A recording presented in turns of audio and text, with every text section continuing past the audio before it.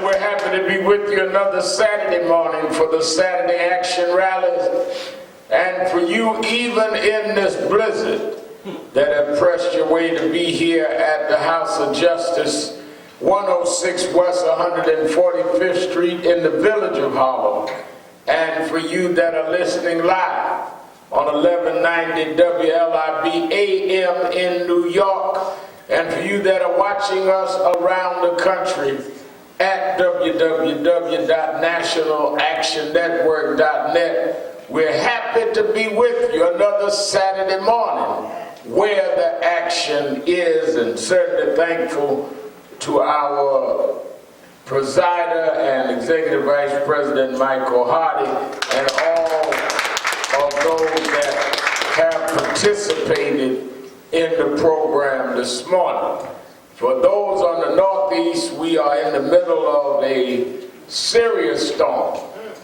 But those that are watching live stream around the country and those that are at home, it's an opportunity for you to really listen and reflect and plan on the issues of the day. And those of us that can give some kind of perspective and leadership should be here. Whether on Monday we couldn't get down the block, it was so many people for King Day, and today it's a handful that got through the snow. Real soldiers soldier no matter what, if you can soldier. Now if the trains ain't running, you can't walk the track, so I understand that. But I want people to know that we understand those that couldn't get to the rally. But I appreciate those that you got 40 miles an hour winds outside that walked through the snow and got here anyhow. And I want you to know we appreciate it. Let me repeat the appeal that has been made about the 25th anniversary of National Action Network. Our convention this year will highlight a quarter of a century. National Action Network has been on the front line. We started in March of 1991. To give you some kind of graphic picture of what that means. When National Action Network started, George Bush Sr. was the president. David Dinkins was the mayor of New York. 25 years later, Barack Obama was the president, and Bill de Blasio was the mayor of New York. So to last from Bush Sr. to Obama, from Dinkins to a guy that worked for Dinkins named de Blasio, and still be on the cutting edge in and of itself is a huge testimony. Not many people, less known organizations, have stayed on the cutting edge that long and have influence. You gotta remember now, when National Action Network started, we were leading the fight in Bensonhurst. Yusef Hawkins had been killed. Young 16-year-old had been killed in the Bensonhurst section of Brooklyn because they did not want blacks in that area. He got off the train at the wrong stop. He was headed to Coney Island to buy a car.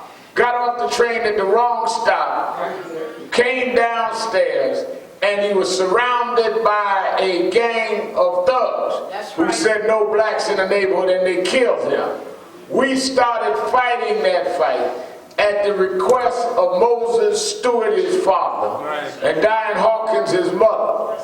NAN was founded in the middle of that fight. I was stabbed leading a march. Every week, every Saturday, we'd go out and have a peaceful march through the neighborhood. Why have a march through the neighborhood? Because we wanted them to know that we know they knew all of those that were in the mob that surrounded Yusef Hawkins and killed him. And that we were going to go down their main shopping street until they gave up all the killers. That was the reason for the march. We went out there having exercise class like we have here at the House of Justice. We were out there to disrupt their area of shopping until they gave up the killers. That's right. On one of those marches, I was stabbed in the middle. Never had. Every week we go out there, all kind of watermelons thrown at us, N-word and all. We never had one incident of violence where we responded. Man stabbed me, no violence. It was soon after that, I was stabbed on January 12th. It was soon after that we decided to come to Harlem, form National Action Network. We'd all been working together in different groups. We came and formed NAN March of '91 as we continued leading the fight in Bensonhurst. Moses Stewart was one of the founding members, or one of the first members of National Action Network. Diane Hawkins, the mother and father of Yusef Hawkins. Now you come 25 years later, and we're on the front line of the Eric Garner case, and Michael Brown's case, and what's going on in Flint, Michigan, and the boycott of the Oscars. Not many groups or people can say they have given that kind of service and been on the front line consistently that long. And one of the things that always is interesting to me is when we started, they said, well, that won't last. And many groups did. When we started, well, they're just some gadflies. They will never form an established civil rights group. Now, 25 years later, they say, well, we want new stuff. We don't want to go by anything with longevity. And we against established leadership. A contrived way to always undermine the movement. You're either too early or too late, too young or too old, too short or too tall. They always have a contrived way, because what they want is to have a void where no one can question them and therefore raise the issues that would challenge their power. And we've got to understand the conspiring efforts to protect those in power. This is not about who anybody likes. This is about destabilizing a movement. That's right. And they've done it to every movement. If you read history, and if you're going to be serious about anything, read history. I was watching late last night when I got in. Somebody, I don't even know what channel, did a biography on Thurgood Marshall. You cannot understand Thurgood Marshall without understanding Charles Hamilton Houston, because that's who taught him at Howard, and that's where he started his legal career. There is continuity and connection and history to anything that is of value. Houston trained Marshall. Marshall went on and headed the legal department of the NAACP with Houston. Because of tension and conflict, Houston left the NAACP. Marshall stayed. The first case, I want y'all to get this now at home. Y'all snowed in, so you might as well get some information. Can't go nowhere, so turn the volume up. I got you this morning. The first big case around dealing with school segregation was in University of Maryland that Houston had led with Marshall. That became the template for Brown versus Board of Education, which Marshall did later.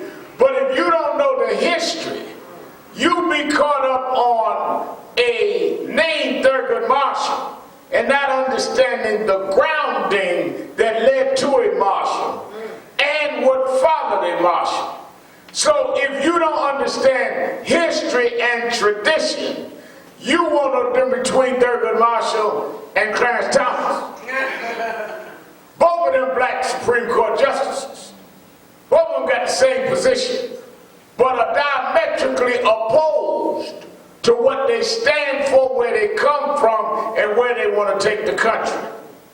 And if they can reduce the Z generation or the millennials to disconnect from their history, they will not know the difference between Clarence Thomas and Thurgood. That's the goal.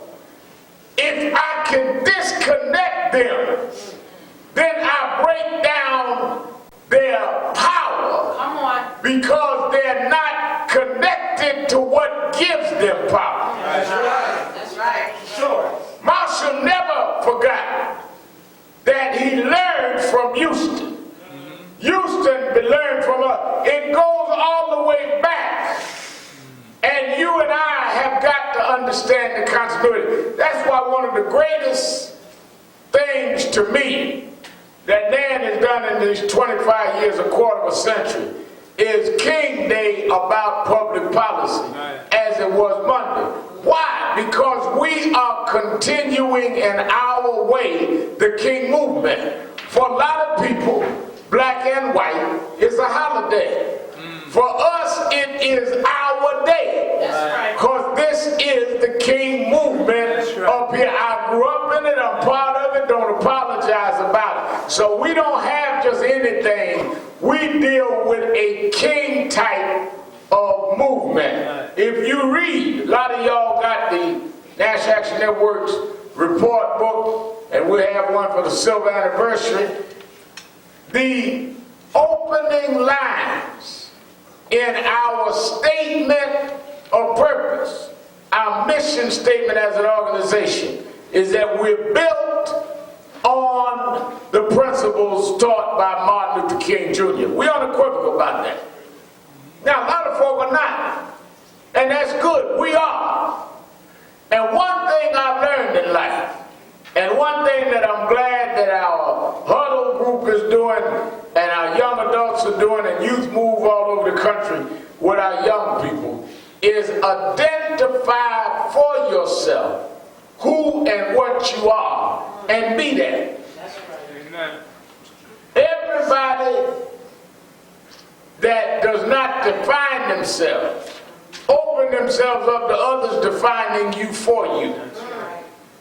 When I was coming up, Reverend Jackson was one of my mentors, Jesse Jackson, and he used to always say, those that define you can confine you. That's right. Come on now. If you let folk define you, they confine you to what you want, they want you to be. Right. So, when I ran, give you an example, when I ran president in 2004, some of the commentators and the pundits and talking heads said, well, why would Sharpton, a civil rights activist, be running for president? What do you know about being president?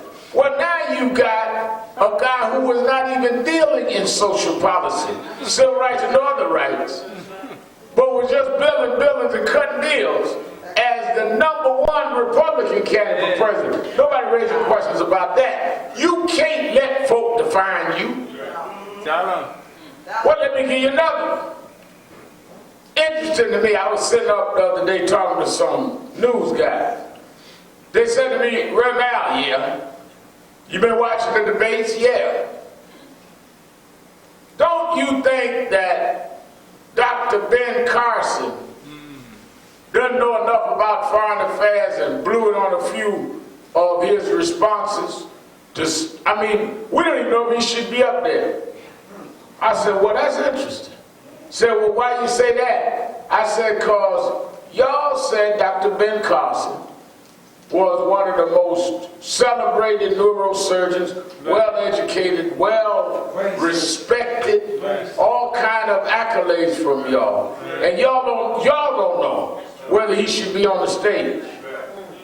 I'm a college dropout, marched all my life, come out of the Holiness Church. And I went in every debate. Ain't none of y'all ever asked whether I belonged on the stage. I knew before I got up there that y'all was going to try to act like I didn't belong there. Maybe if Dr. Carson knew how manipulative and cynical y'all were, he'd have been as careful as I was, because y'all always looking for a way to knock us out. Carson off make more sense than Trump on to me. That's right. Because Trump just get up there and talk about how he's leading in the polls. And this, that, and the other, call people a few names. That's foreign policy to y'all. So, again, those that define can confine. So that alone is one of the reasons why you ought to be at the convention. But aside from that, we're going to have everybody, leaders of government, industry, everybody from Pork Daddy to the White House going to be there. So you got to sign up early. If you ever been to a National Action Network convention, you better sign up now. I'm not releasing the names till later. You can call now. 1-877-626-4651. 1-877-626-4651. 1-877-626-4651. And they will sign you up now and put you on the list so you will get all the information as it comes out. Or you can go online to www.nationalactionnetwork.net.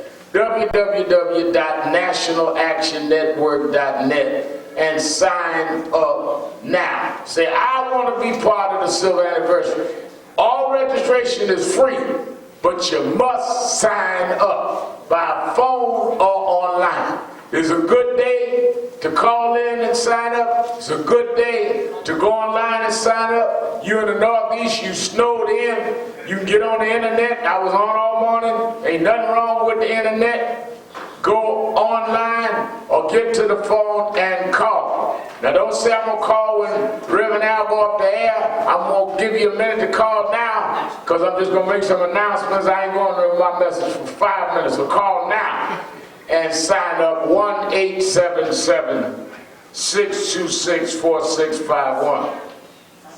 By way of announcement also, tomorrow morning, 8 o'clock Eastern Time, watch me on Politics Nation with Al Sharpton on MSNBC. I'll be live in the morning. And you know, if I can get to the House of Justice, I can get to 30 Rock. I will be live in the morning on MSNBC, 8 o'clock, hosting our Politics Nation show at 8 a.m. Eastern. Again, that is 8 a.m. sharp. Let me also to remind you that right after that is our Sunday Morning with Al Sharpton, which is on FMs around the country. Please, you can then go right from the TV to the radio and listen to the Sunday Morning with Al Sharpton show and call in and participate. And again, you in New York, don't forget on Thursday is legal night to Attorney Michael Hardy started this a couple of years ago. Thank you. 6 years ago. Y'all take so long. Just be right to the point. 6 years. We want you to come out and be here at 7 o'clock. And there are legal nights in other chapters around the country, but legal night is here on Thursday night. Let me also say this. In 2014, at the end of 2014, our Michigan State Chair, Reverend Charles Williams, began making reports about the tainted water in Flint, Michigan. He started having rallies there. We have a chapter there with Minister Warrior in Flint. What we are hearing now is not a new issue. It is the result of depraved indifference to the value and worth of the lives of the people of Flint, mostly black and poor. That's what you're dealing with. If you go to our website, www.nationalactionnetwork.net, I've had them post the articles dating back as far as March of 2015, where Reverend Charles Williams was being covered in the media around challenging the governor on these issues. Now, the reason I say this is because this is not something we jumping in. This is something our chapter, Reverend Williams, has been involved with. Let me give you the background of how this happened, because again, a lot of times things happen, we react to the media and don't deal with the root cause. And if you don't deal with the root cause, you will not solve the problem. A couple weeks ago I had a toothache, and they said you need root canal. There's a difference between root canal and a filling. Filling, you can just take care of the crown, your teeth, because you just got a hole in your tooth. Root canal means something wrong down in the root, which means that we got to go down in the root, otherwise you will have an infection. And a lot of us try to deal with the top without dealing with the root and end up with the infection poisons the whole system. When Snyder, present governor of Michigan, was elected, the first thing Snyder did was start removing the democratically elected mayors and city councilmen's powers and sent in and appointed emergency managers, emergency city managers. Y'all with me so far? Yeah. Did it in Detroit, did it all over Ann Arbor, did it all over the state. And Flint.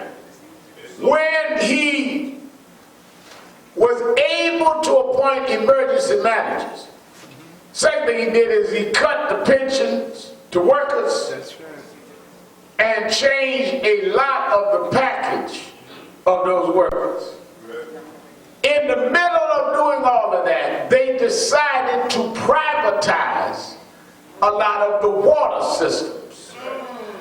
In privatizing and changing the contracts, in Flint, they decided to change where they got water from the reservoir they were using to dealing with the water from Flint. In changing it, they had different pipelines that would bring in the water. Now, the original people that were bringing the water would use detriments in the pipeline against contamination. The new contractors did not do that. So as the water began coming in from the Flint River, the lead came in the water, because there was nothing fighting the contaminants. That's where the lead came from. So when Williams and other activists began raising this over a year and a half ago, they began ignoring it, saying, oh, these are just troublemakers, these are the anti-anybody group. How you know that, Reverend Sharpton? Well, because they released the emails the other day. And this is part of the email traffic that they've been able to uncover, saying naming people as, oh, they're just the anti-groups. If you just deal with the lead and not deal with the privatization of water, the removal of elected officials, all of the undermining steps that Snyder made, you will not deal with the root cause of the problem. The root cause of the problem is that Snyder's scheme was to destabilize the democratic underpinnings that had those communities, and the results were this was one of the major casualties.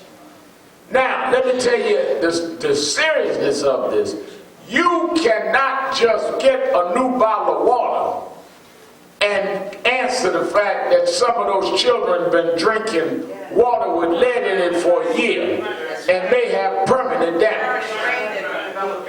Now, I'm all for bringing water in. Our youth move, Mary Pat Hector, our national youth director, is bringing students from Spelman up, and they're going to bring water. Others have brought water. Everybody going in. I'm all for that. But this is deeper than just bringing in the water. They've been drinking this bad water, babies, seniors, for over a year. And the permanent damage, lead can poison your brain, your development, your growth.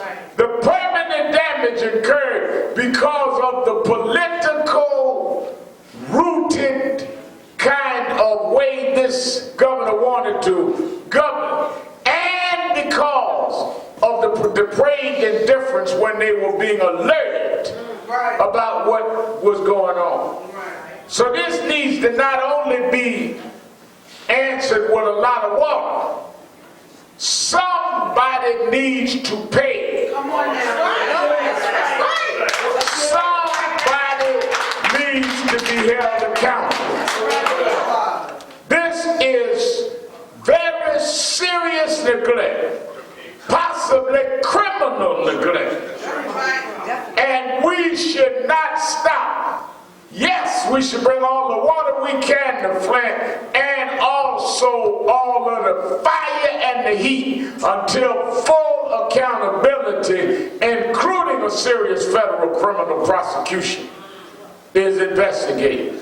Now, having said that, on March 3rd, on February 3rd, week after next, the governor has been asked, the governor of Michigan, Snyder, has been asked to testify at Congress on February 3rd. We are being asked by Reverend Charles Williams to join them in a march and rally outside of Congress, calling on them to be removed and to resign from office.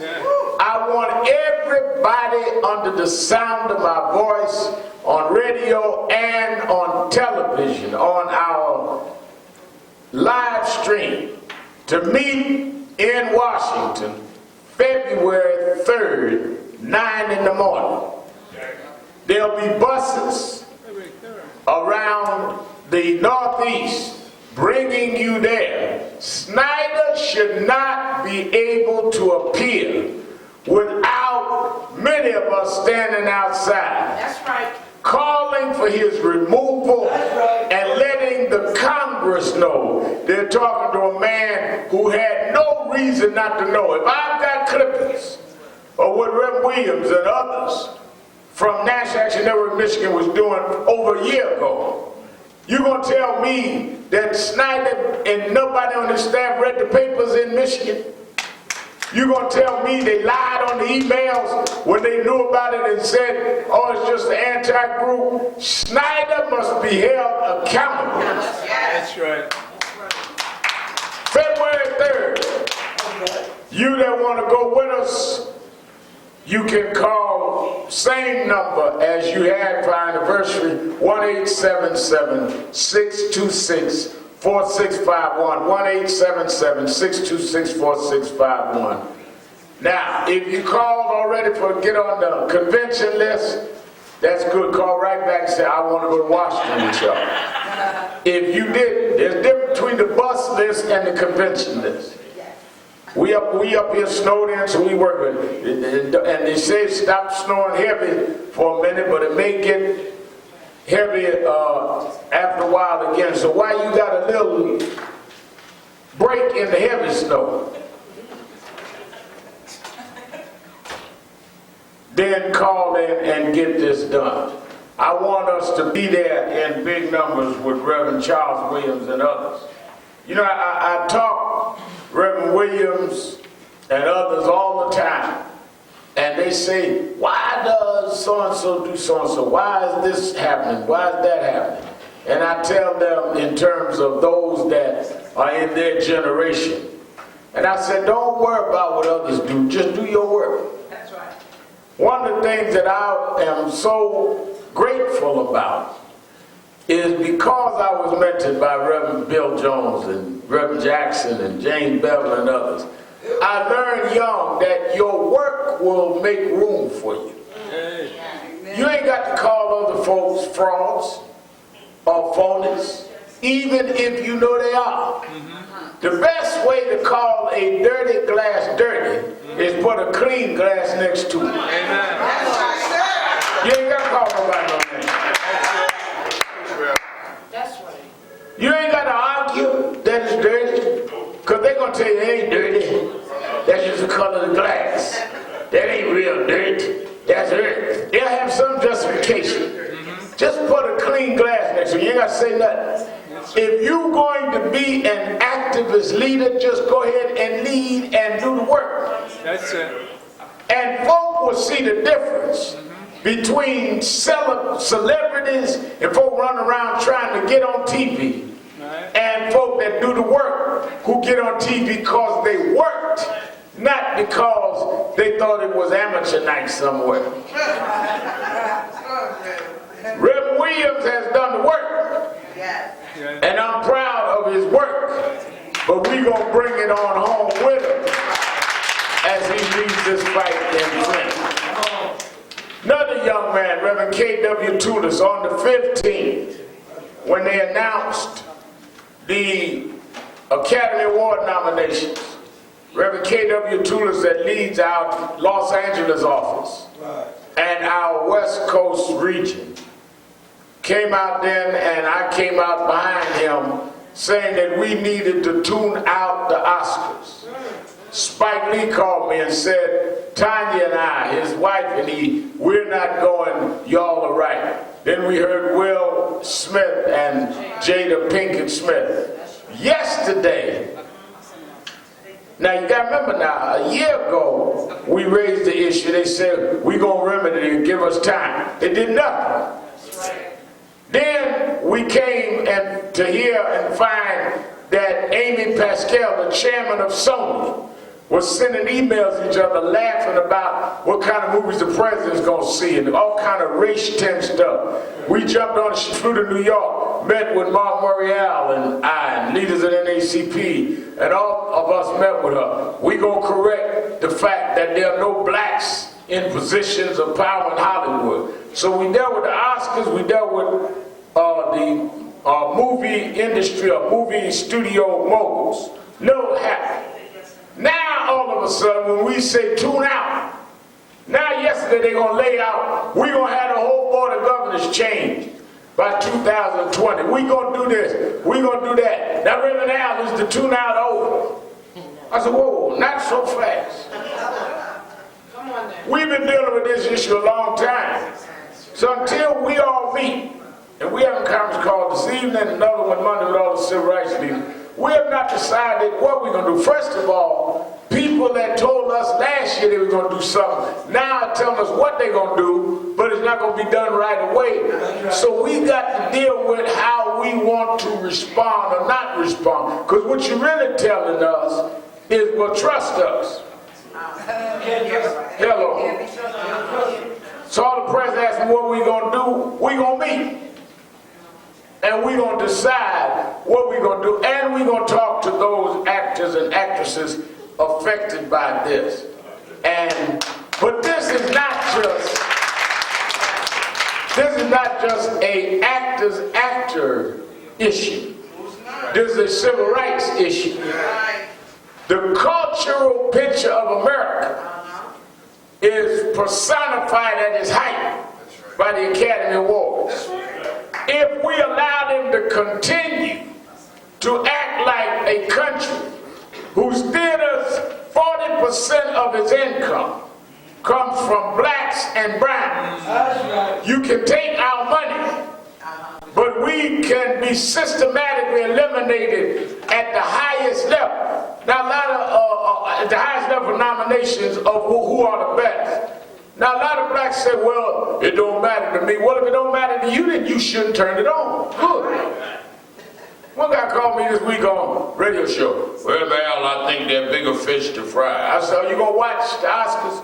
Yeah. I said, if they're bigger fish to fry, why ain't you frying them while the Oscars is on? Just say you on their side. You can't have it both ways. In other words, well, I'm a nationalist. I don't deal with them. Good, then tune out. I ain't arguing with you. But this is not a new issue. 20 years ago, when Whoopi Goldberg was hosting, Reverend Jackson and all of us raised the issue. It's time to close this issue down with some real, definite, institutional change, not no Band-Aid treatment. So I want to thank Reverend Toulis and the LA chapter we going behind. I'm so proud that 25 years later, NAN has not only got a strong national office, but our regions, Reverend Toulis and Reverend Williams, our next generation are becoming the generation. And they ain't gonna get a lot of pats on the back because they kicking the behinds of those. They're doing the back pat. Let me make one more observation. When I looked at Monday, and we raised the issue of the $15 an hour wage. All right. Now, Martin Luther King died in Memphis fighting economic issues. He was on his way to organizing, well, he was already, had been moving around the country organizing the Poor People's Campaign. He was on his way to Washington to set up Tent City, which would have been his big drive around economic or income inequality. He went to Memphis because Reverend James Lawson said, Reverend Dr. King, some garbage workers here trying to unionize and get protection at the work site. 2 of them were killed. Would you come and lead the march? He went and led the march. In the march, some militants, so-called militants, that's why I tell you, be real careful of folk that's super black and super militant. They got in the back of the march, started rioting, breaking out windows and all. They had to get Dr. King off the line. Dr. King was devastated. There had never been violence at a march he led. New York Times, others did a story. He's no longer capable of leading a nonviolent march. He went back to Memphis with his entire staff saying that we've got to now correct this and show we can have a nonviolent march. This is the first time we've seen this kind of disruption. Now, first of all, let me stop there a minute. If you so mad, if you so full of rage, if you so angry that you got to break windows and throw Molotov cocktails. Why do you have to wait till Dr. King come to town to do it? That's right. That's right.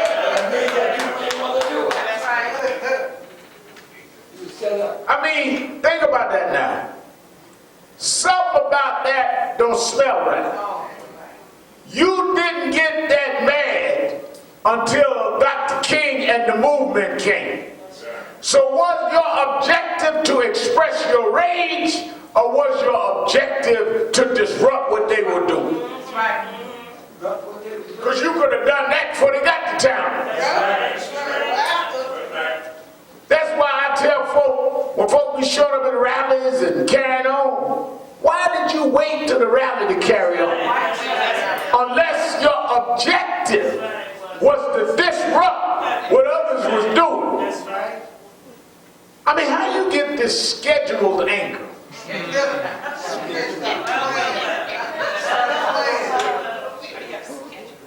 How do you get this outrage at a specific time when somebody else is doing something? Hello. So in that spirit, Dr. King went back to Memphis to lead a nonviolent march. And that is when he was killed.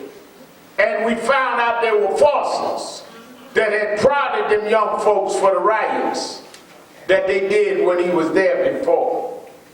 Here we are, 48 years since King was killed, dealing with economic issues.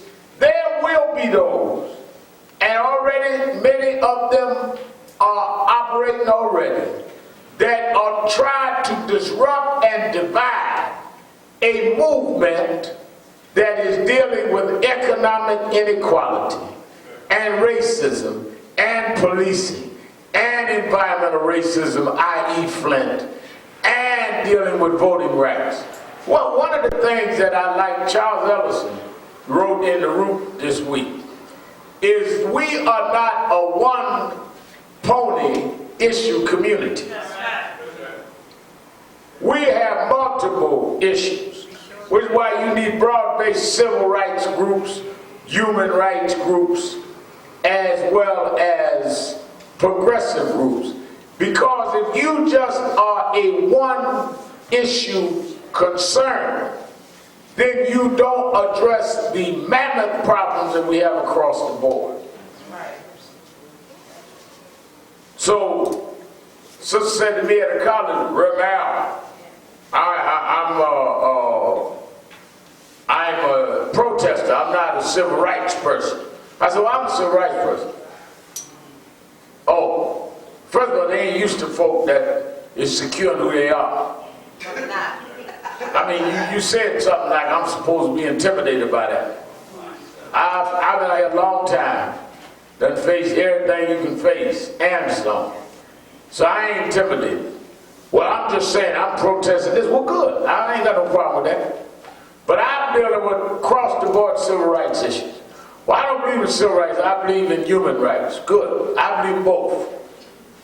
Oh, well, why you say that? I have a human right to everything because I'm born. But I don't have a civil right to everything unless I am a citizen.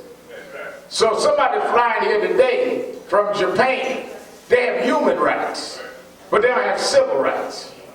My forefathers built this country. That's right. We made America what it is.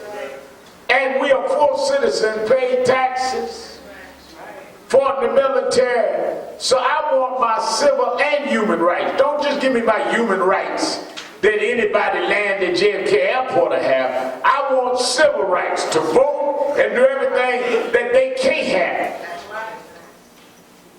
She said, I never thought about that way. Because they are so busy using slogans to divide us and giving us cute phrases to throw at each other rather than to dig down and deal with what it is. And those that are trained in movements need to interpret what it is. Ain't nothing out here new. There always been different strategies. respect for fellow freedom fighters. Right. But now we're into this reality TV era Come on now. of dumbing down the country. Where did Donald Trump come from? Reality TV dumbed down of the American intellect. And they're going to try to have black leadership mirroring that same kind of nonsense. So you don't stand for something. Not about policy. Whether it is police reform, or Kyle Gurley, or Eric Gardner, or Michael Brown, whether it's Flint, Michigan on environmental racism or infrastructure development, whether it's economics with $15 wage or contracts with businesses, as we dealt with New Charter this week, and making them deal with a memorandum of understanding that is you build these mergers, you're going to have to deal with procurement and contracts and board seats all across the board. I'm doing today what I did at 13 in Operation Breadbasket because the issue is still there. I said at Percy Sutton's funeral, I did the eulogy for Percy Sutton, who owned the station we own now, and who was the borough president of Manhattan. And Percy Sutton, the granddaughter, now chairing our convention. Keisha Sutton James, chair of the National Action Network Convention. Her grandfather, 25 years ago, helped us start NAN. Now she's chairing the convention, putting it together. And I said in this convention that there was at his funeral, that there was this guy that had challenged Martin Luther King III and I, saying, why are y'all still doing what your daddy did, Martin? Sharpton, you talking the same talk y'all talked years ago. Y'all sound like a throwback to the problems of the 60s and the 70s. And Martin told a story. He said, well, you know, there was this young kid named James. James was an honor student. James was one of the best, if not the best, in his class. The teacher gave an assignment. The teacher said, I want everybody to go home this weekend and give me an essay on your pet. Just describe your pet. Favorite pet in the house. James loved the assignment because he was a big animal lover. He went home and took great detail and write out the description of his pet. He went in on Monday and excitedly handed in his paper. All of his classmates gave their papers in as they came in. By Wednesday, the teachers announced, tomorrow I'll give you your grades on your papers. Thursday morning, she announced that she had given everybody their papers. James got his paper and she had a big F on his paper. He couldn't believe it. He was stunned. He was shocked. She failed me. I've never failed at anything I wrote. I'm an honor student. I'm one of the best in the class. It rattled him. Everybody else got their grades, got A's, B's, A-, C's. Went on out after class was over. James waited because he wanted to question the teacher about why he got this failing grade when he was so meticulous in how he wrote this essay about his pet. So he waited and everyone left and he approached the desk and he says, teacher, can I speak to you a minute? She said, yes, Jane. He says, I've been a good student. She said, one of the best. He says, I'm an honor student. He said, yes. He says, and one of the things I pride myself is in my writing in English. She says, you're excellent. He said, well, why did you fail me on my test? She said, oh, is that what this is about? She said, James, you're an excellent writer. You do very well. You communicate well. She said, but there was only one problem with this particular assignment. He said, what is that? She said, I read it. It is well written. It is creative. It is well thought out. But you have one problem. Your brother, I had 3 years ago, and I gave the same assignment, and your brother wrote almost the same essay. James looked at her and exhaled and relaxed. He said, oh, now I understand the problem. She said, now she's confused. She said, what do you mean? He said, you thought I plagiarized my essay. The problem is I didn't write a plagiarized essay that my brother wrote. The problem is my brother and I have the same dog.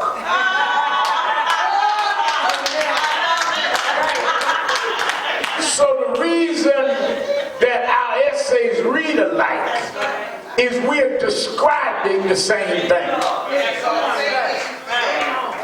So the reason that we sound like a throwback to y'all is because we're dealing with the same stuff that they had to deal with in those days.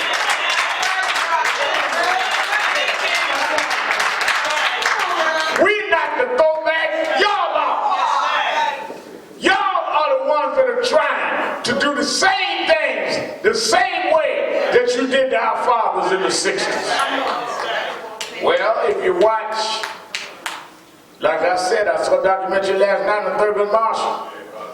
There's a documentary out on the Black Panthers. There's the Selma movie. If you watch all of what they did in the 60s, it's the same stuff we fight now. And weak-minded folk get caught up on how you gonna fight rather than that you gonna fight. Well, I'm a Panther. I'm gonna be bad. I'm gonna so-and-so. I'm gonna do this. All of it didn't stop it. Which means all of us got to keep going until we stop. Hello. We are facing the same elements that they did in the 60s. 1964, a year after Martin Luther King was named Man of the Year by Time magazine, same year he got a Nobel Prize. They started an American conservative political movement, and they ran for president, a man named Barry Goldwater. Barry Goldwater's theme was in your heart, you know I'm right. And that was part of the dog whistles that Lyndon Johnson had given civil rights too much. He lost, but they began a political movement. And that movement led to 4 years later, Richard Nixon was elected president over Hubert Humphrey, on into the Reagan era. They never stopped fighting against the civil and human rights of people of color since the Civil War.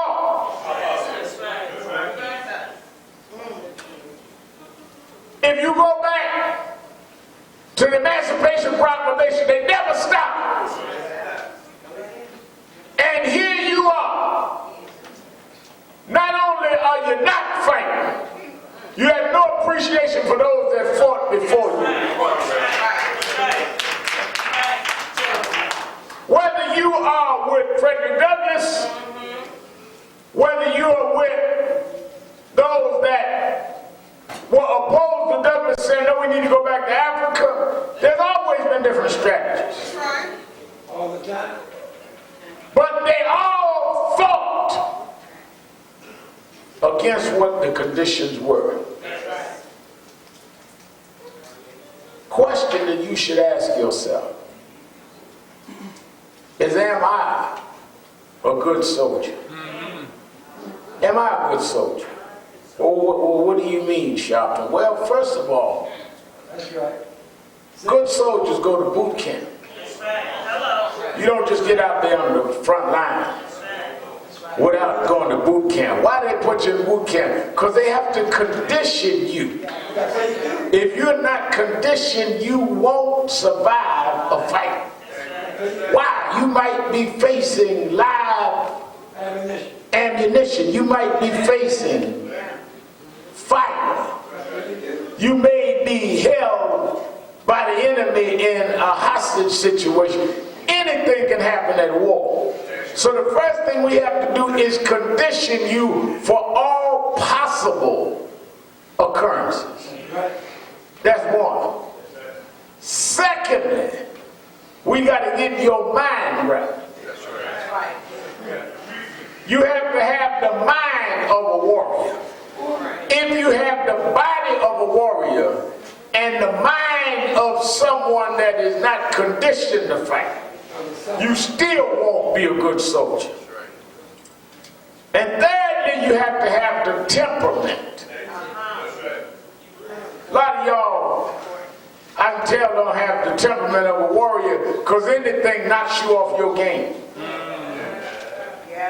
Anything distracts you. When you're at war, you stay focused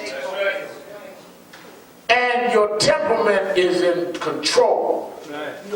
Because you can't control your behind if you don't control your mind.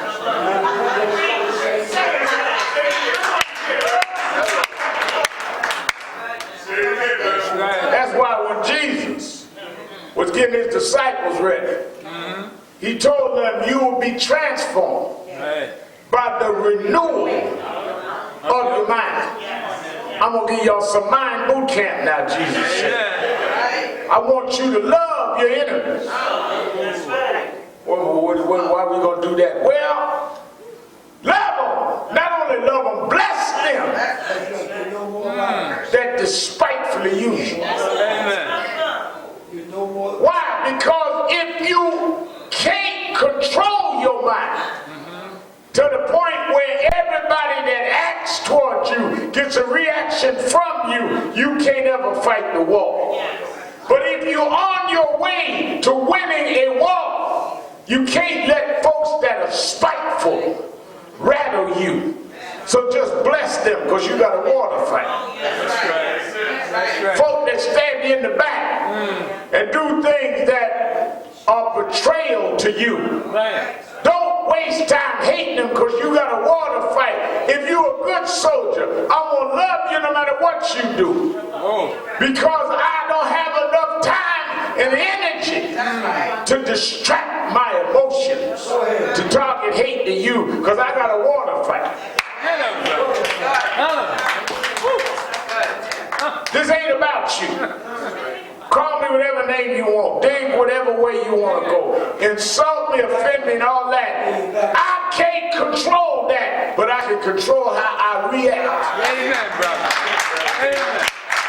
And if my mind is set on winning the war, I ain't getting caught up on a little sideshow. My agenda is more important than my ego. Right. My people's future is more important than my feelings.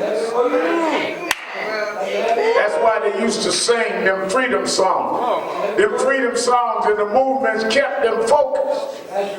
That's why they love to sing, "We shall overcome." They wasn't just saying something to be saying it. They had to overcome fear and overcome distractions and overcome hurt feelings. Now I was growing up and hear them sing them songs. Then they switch over. They ain't gonna let nobody turn me around. Well, good soldiers stay focused. Good soldiers don't care what the day may come with. They use every day to keep fighting the fight. Good soldiers wake up every morning, thank God for another day.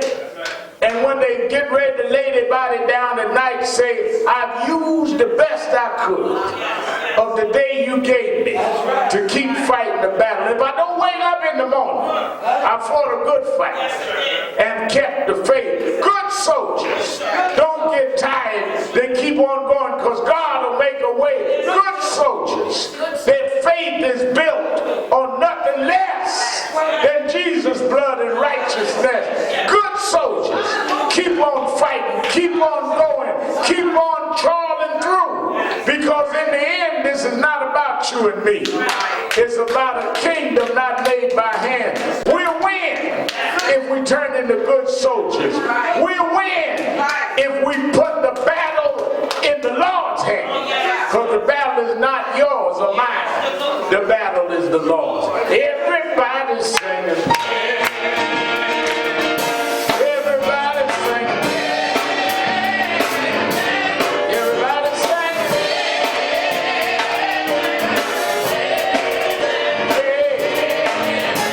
Everybody's singing. Singing like you mean it. Singing like you mean it.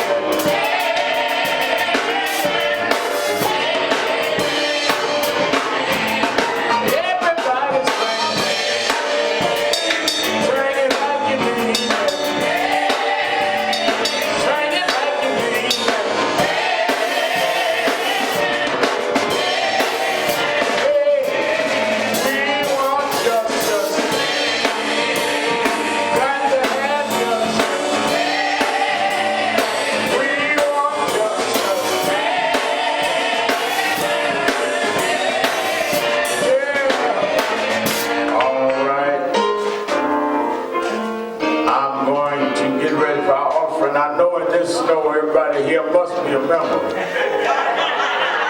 I don't have to open the doors of the movement today. If you come out not a member today, I'm going to walk you to the table and sign you up. I'm going to raise our offering and let everybody go quickly through the snow.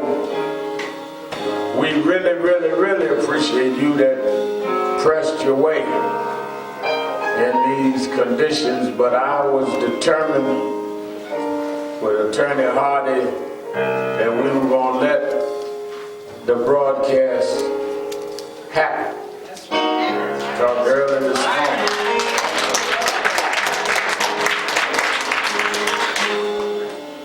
What is a disadvantage to some is an advantage to others. That's right. I heard Sister Aisha's chorus saying the silver lining in bad weather is violence goes down. That's right. And that's true activism. You got to look for the silver lining. That's right. Silver lining this morning is when I talked to Attorney Hardy.